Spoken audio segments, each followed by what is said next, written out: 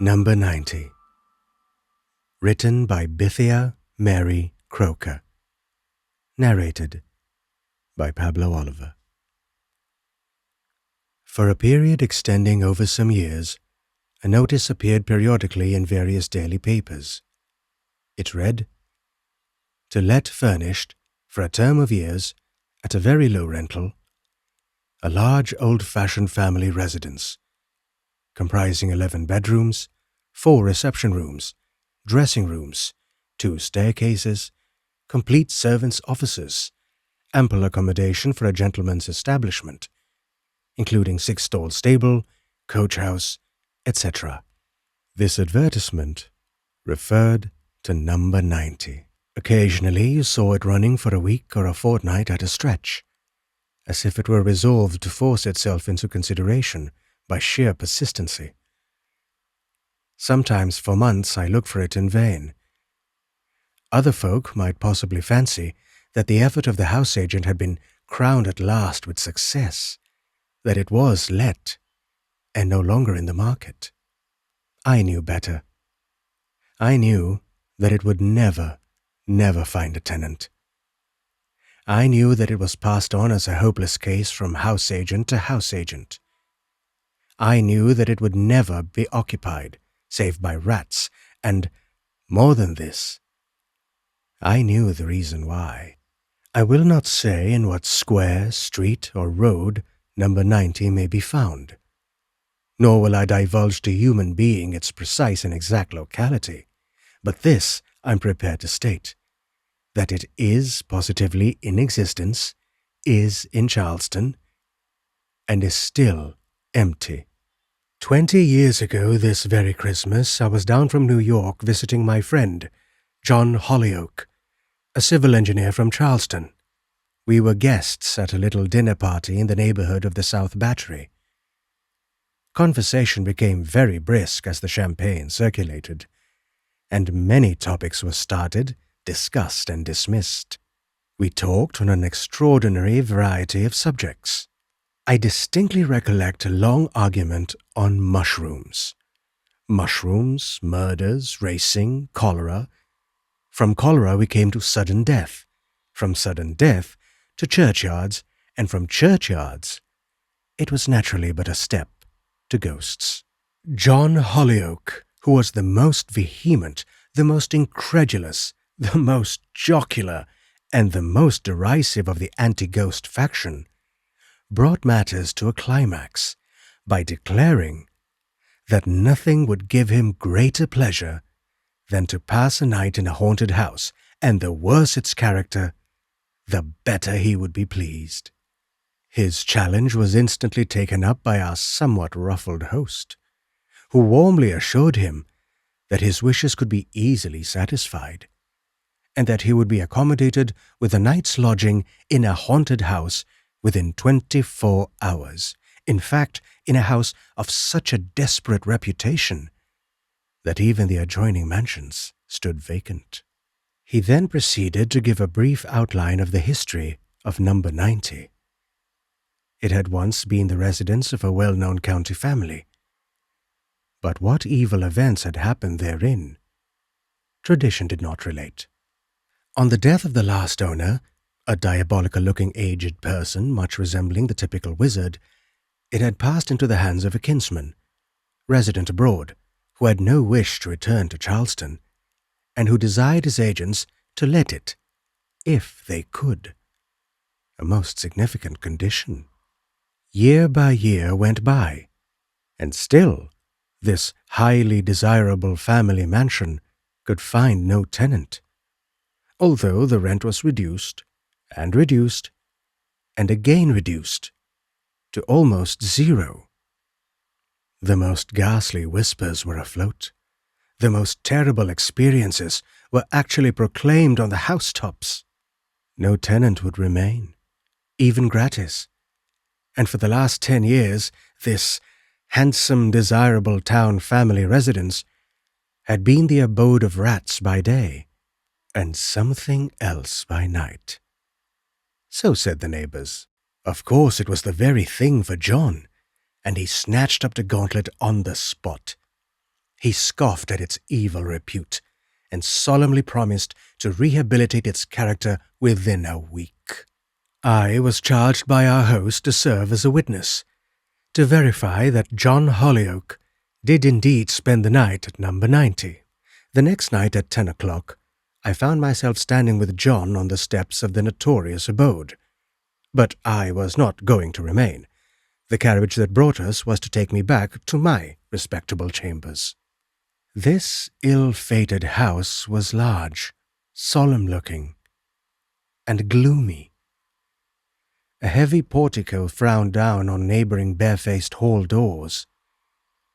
The elderly caretaker was prudently awaiting us outside with a key, which, said key, he turned in the lock, and admitted us into a great echoing hall, black as night, saying as he did so, "My missus had made the bed and stoked up a good fire in the first front, sir.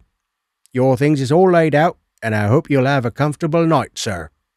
"No, sir. Thank you, sir. Excuse me. I'll not come in. Good night." And with the words still on his lips, he clattered down the steps with most indecent haste and vanished. "And of course you will not come in either," said John. "It is not in the bond, and I prefer to face them alone." And he laughed contemptuously, a laugh that had a curious echo, it struck me at the time, a laugh strangely repeated with an unpleasant mocking emphasis. "Call for me, alive or dead, at 8 o'clock tomorrow morning," he added, pushing me forcibly out into the porch and closing the door with a heavy, reverberating clang that sounded halfway down the street. I did call for him the next morning as desired, with the caretaker, who stared at John's commonplace, self-possessed appearance with an expression of respectful astonishment. "So it was all humbug, of course," I said as he took my arm and we set off for our club. "You shall have the whole story whenever we have had something to eat," he replied somewhat impatiently. "It will keep till after breakfast. I'm famishing." I remarked that he looked unusually grave as we chatted over our broiled fish and omelette, and that occasionally his attention seemed wandering, to say the least. The moment he had brought out his cigar case and lit up, he turned to me and said, "I see you are just quivering to know my experience, and I won't keep you in suspense any longer. In 4 words, I have seen them."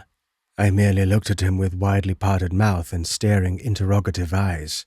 I believe I had best endeavour to give the narrative without comment, and in John Hollyoake's own way.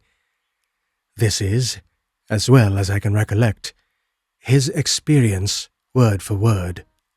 "I proceeded upstairs after I had shut you out, lighting my way by a match, and found the front room easily, as the door was ajar, and it was lit up by a roaring and most cheerful-looking fire, and 2 wax candles. It was a comfortable apartment, furnished with old-fashioned chairs and tables, and the traditional 4-poster bed. There were numerous doors, which proved to be cupboards, and when I had executed a rigorous search in each of these closets and locked them, and investigated the bed above and beneath, sounded the walls and bolted the door, I sat down before the fire, lit a cigar, opened a book, and felt that I was going to be master of the situation, and most thoroughly and comfortably at home. My novel proved absorbing. I read on greedily, chapter after chapter, and so interested was I, and amused, for it was a lively book, that I positively lost sight of my whereabouts, and fancied myself reading in my own chamber. There was not a sound. The coals dropping from the grate occasionally broke the silence, till a neighbouring church clock slowly boomed 12. "The hour!" I said to myself with a laugh, as I gave the fire a rousing poke, and commenced a new chapter. But ere I had read 3 pages, I had occasion to pause and listen. What was that distinct sound now coming nearer and nearer? "Rats, of course," said common sense. It was just the house for vermin. Then a longish silence. Again, a stir, sounds approaching, as if apparently caused by many feet passing down the corridor, high-heeled shoes, the sweeping switch of silken trains. Of course it was all imagination, I assured myself. Or rats. Rats were capable of making such curious, improbable noises. Then another silence. No sound but cinders and the ticking of my watch, which I had laid upon the table. I resumed my book, rather ashamed, and a little indignant with myself for having neglected it, and calmly dismissed my late interruption as rats, nothing but rats. I had been reading and smoking for some time in a placid and highly incredulous frame of mind, when I was somewhat rudely startled by a loud single knock at my door. I took no notice of it, but merely laid down my novel and sat tight. Another knock, more imperious this time. After a moment's mental deliberation, I arose, armed myself with a poker, prepared to brain any number of rats, and threw the door open with a violent swing that strained its very hinges, and beheld, to my amazement, a tall powdered footman in a laced scarlet uniform, who, making a formal inclination of his head, astonished me still further by saying, "Dinner is ready." "I'm not coming," I replied, without a moment's hesitation, and thereupon I slammed the door in his face, locked it, and resumed my seat. Also my book, but reading was a farce. My ears were aching for the next sound. It came soon, rapid steps running up the stairs, and again a single knock. I went over to the door and once more discovered the tall butler, who repeated, with a studied courtesy, "Dinner is ready, and the company are waiting." "I told you I was not coming. Be off and be hanged," I cried again, shutting the door violently. This time I did not even make a pretense at reading. I merely sat and waited for the next move. I had not long to sit. In 10 minutes I heard a third loud summons. I rose, went to the door, and tore it open. There, as I expected, was the servant again, with his parrot speech. "Dinner is ready, the company are waiting, and the master says you must come." "All right, then, I'll come," I replied, wearied by reason of his importunity, and feeling suddenly fired with a desire to see the end of the adventure. He accordingly led the way downstairs, and I followed him, noting as I went the gold buttons on his coat, also that the hall and passages were now brilliantly illuminated by glowing candles, and hung with living green, the crisp leaves of holly, mistletoe, and ivy reflecting back the light. There were several uniformed servants passing to and fro, and from the dining room there issued a buzz of tongues, loud volleys of laughter, many hilarious voices, and a clatter of knives and forks. I was not left much time for speculation, as, in another second, I found myself inside the door, and my escort announced me in a loud voice as Mr. Hollyoak. I could hardly credit my senses, as I looked round and saw about 24 people dressed in a fashion of the 18th century, seated at the table, set for a sumptuous Christmas dinner and lighted up by a blaze of wax candles in massive candelabra. A swarthy, elderly gentleman who presided at the head of the board rose deliberately as I entered. He was dressed in a crimson coat, braided with silver. He wore a white wig, had the most piercing black eyes I ever encountered, made me the finest bow I ever received in all my life, and with a polite wave of his hand, indicated my seat. A vacant chair between two powdered and embroidered beauties, with overflowing white shoulders and necks sparkling with diamonds. At first, I was fully convinced that the whole affair was a superbly matured practical joke. Everything looked so real, so truly flesh and blood, so complete in every detail. But I gazed around in vain for one familiar face. I saw young, old, and elderly, handsome, and the reverse. On all faces there was a similar expression, reckless, hardened defiance, and something else that made me shudder, but that I could not classify or define. Were they a secret community? Burglars or counterfeiters? But no. In one rapid glance, I noticed that they belonged exclusively to the upper stratum of society, bygone society. The jabber of talking had momentarily ceased, and the host, imperiously hammering the table with a knife handle, said in a singularly harsh, grating voice, "Ladies and gentlemen, permit me to give you a toast. Our guest," looking straight at me with his glittering coal-black eyes. Every glass was immediately raised. 20 faces were turned towards mine, when, happily, a sudden impulse seized me. I sprang to my feet and said, "Ladies and gentlemen, I beg to thank you for your kind hospitality. But before I accept it, allow me to say grace."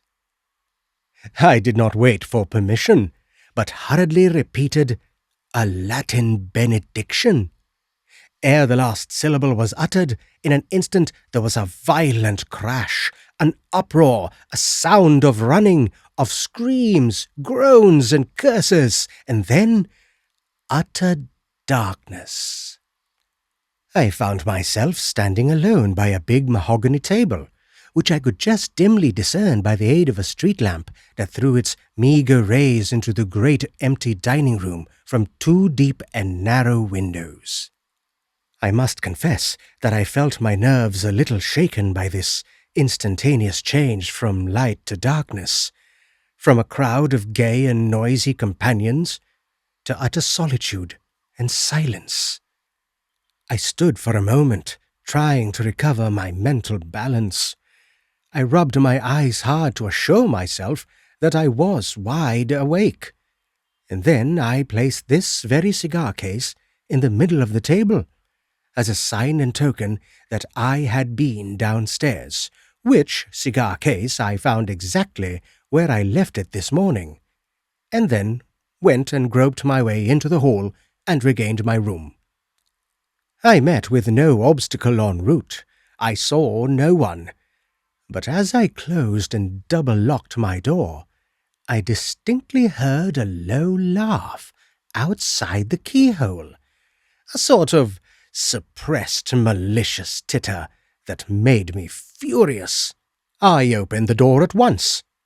There was nothing to be seen. I waited and listened. Dead silence. I then undressed and went to bed, resolved that a whole army of butlers would fail to allure me once more to that Christmas feast. I was determined not to lose my night's rest, ghosts or no ghosts. Just as I was dozing off, I remember hearing the neighbouring clock chime 2. It was the last sound I was aware of. The house was now as silent as a vault. My fire burnt away cheerfully. I was no longer in the least degree inclined for reading, and I fell fast asleep, and slept soundly till I heard the cabs and milk carts beginning their morning career. I then rose, dressed at my leisure, and found you, my good, faithful friend, awaiting me rather anxiously on the hall door steps. I have not done with that house yet.